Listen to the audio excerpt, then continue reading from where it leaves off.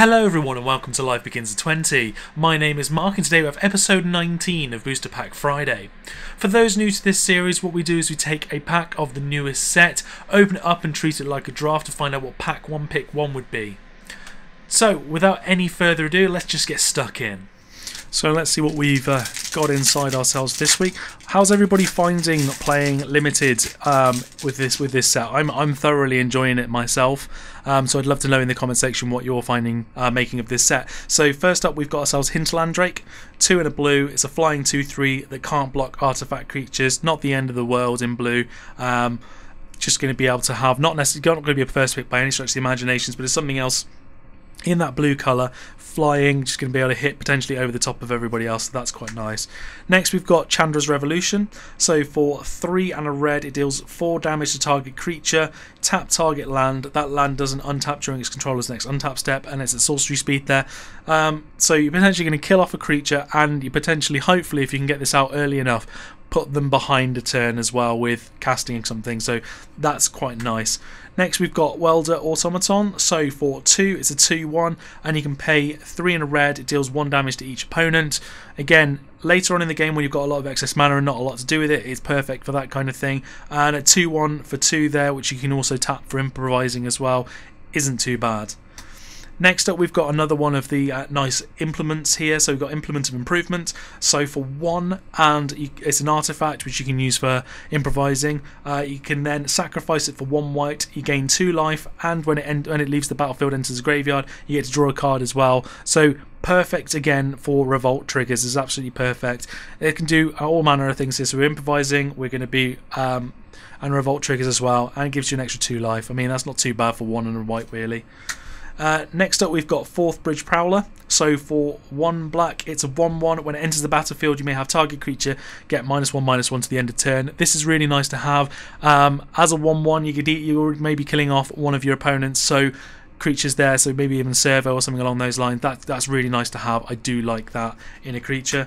We've got ourselves another implement here. This is probably one of my favourite ones out of the whole lot. So for 1, you've got yourself the artifact again, improvise trick. You can use it to do that. You can pay the green, sacrifice it, put a +1/+1 counter on a target creature, and then when it gets into the graveyard, you get to draw a card as well. So 1 and a green for a +1/+1 counter, and you get to draw a card, maybe improvising something as well. In the meantime, when you don't need the trigger, that's really nice. Next up we've got Natural Obsolescence. So for 1 and a green at instant speed, put target artifact on the bottom of its owner's library. There are going to be times where you're really going to like having this card.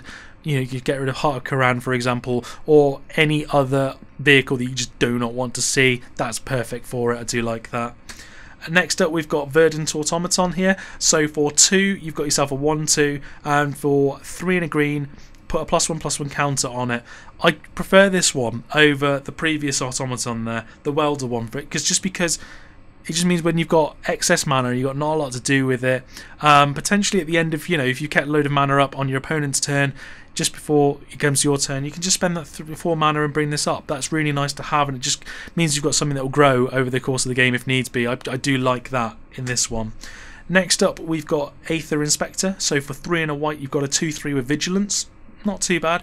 Enters the battlefield, you get a +1. You get 2 energy counters, and whenever it attacks, you may pay 2 to create that servo token as well. So 3-4 powers worth of creatures there, with one with vigilance as well. That's not too bad. Next up we've got Aerial Modification. So for 4 and a white, enchant creature or vehicle. As long as enchanted permanent is a vehicle, it's a creature in addition to its other types. So that's really nice. It doesn't mean just means you don't crew anymore. Enchanted creature gets +2/+2 and has flying. I mean, that would be amazing on Untethered Express. That would be fantastic on the Consulate's Dreadnought as well. It's just really nice if you're going down that vehicle's route, especially in limited. They become absolute beasts. Next up we've got Reverse Engineer here. So for 3 and 2 blue, it's got an improvised cost as well. You get to draw 3 cards.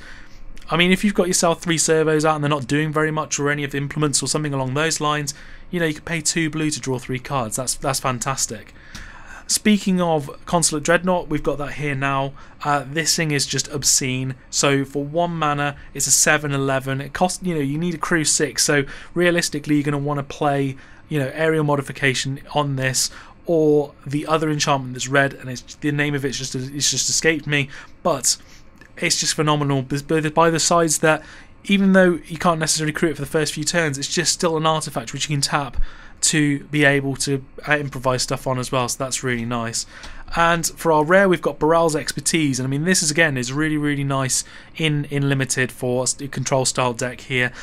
These expertise cards are fantastic when you can get that ceiling and you can pay that, you can get that free 4 mana cost spell. But the floor, again, like I said before in previous videos, the floor can be quite low, but this one's still pretty nice. So for 3 and 2 blue, return 3 target artifacts and or creatures to their owner's hand. So there's plenty of targets for this for sure. You may cast a card with converting mana cost 4 or less from your hand without paying its mana cost. So potentially there you can push away all of the big creatures on your opponent's side and then put yourself a nice 4-power creature onto the board, or you could potentially get another piece of control out to get rid of something else. So it's a really nice board right there, and I do like these expertise cards. We've got ourselves a foil again with a Metallic Rebuke, so again it looks pretty nice in foil there. If I can just get the lighting right, there we go, that's better. So for 2 and a blue, improvise cost to make it cheaper, counter target spell unless the controller plays 3. It's just a really nice card there to have for control. I mean, you can play it straight off the back of Baral's Expertise as well, if needs be. That's really nice to have there. Plus the improvise cost, just meaning that you can potentially get this out for 1 blue, and that's nice to have. And a servo token. This was a pretty good pack overall, but as soon as I saw this card, I knew I was going to pick it, and that is Baral's Expertise. As with all of the expertise cards, the floor of it can be quite low, but the ceiling is absolutely fantastic. This is an amazing tempo swing if you can utilise it to its full potential. Bouncing 3 cards or artifacts and getting a free 4-drop is absolutely phenomenal value. Even if you don't get the perfect use from this card, it's still great.